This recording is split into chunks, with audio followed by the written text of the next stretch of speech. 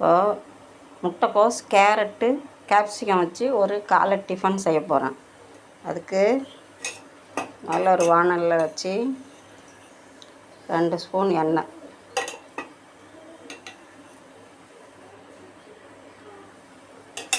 அதுக்கப்புறம் ஒரு சின்ன மீடியம் சைஸ் வெங்காயம், இது நல்லா வதங்கணும்.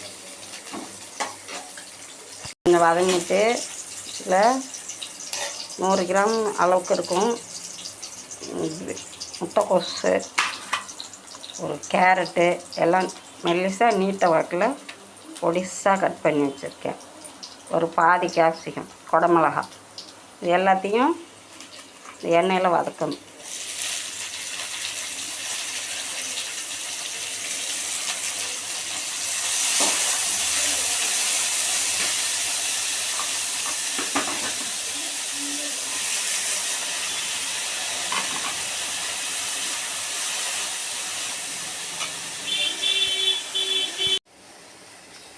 இப்போ நல்லா கொஞ்சம் வதங்கிட்டு இதில் நீங்கள் பச்சை மிளகாவும் ஒரு 2 பச்சை மிளகா போட்டுக்கலாம் காரத்துக்கு.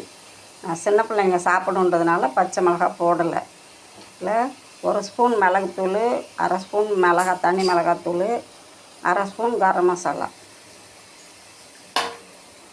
போட்டு இந்த காய்க்கு தேவையான உப்பும் போட்டு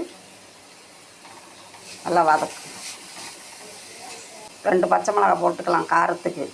நான் சின்ன பிள்ளைங்க சாப்பிடுன்றதுனால பச்சை மிளகா போடலை.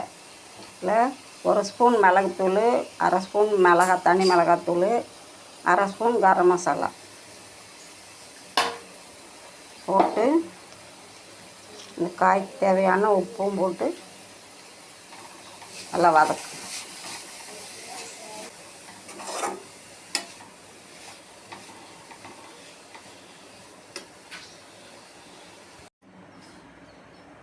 தோசைக்கல் அடுப்பில் வச்சு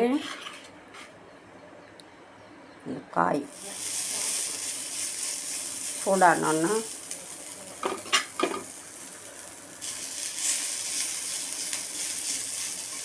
இதில் கொஞ்சம் மல்லித்தலையும் சேர்த்துக்குங்க.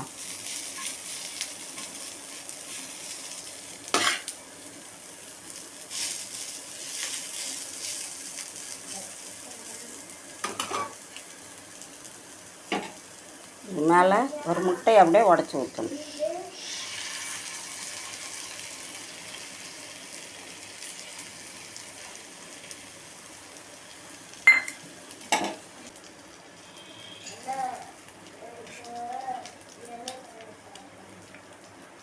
ஒரு பக்கம் வந்தோன்னா திருப்பி போட்டு எடுக்கணும்.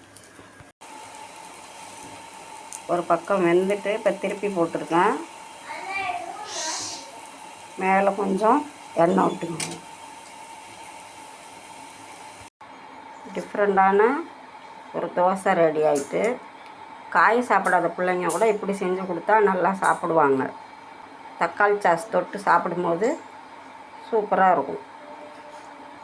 குழந்தைங்களுக்கு விருப்பமான ஒரு காலை டிஃபன். உங்களுக்கு காரம் வேணும்னாலும் இன்னும் மிளகாத்தூள்லாம் அதிகமாக சேர்த்துக்கங்க. காரம், உப்பு உங்கள் சாய்ஸ்.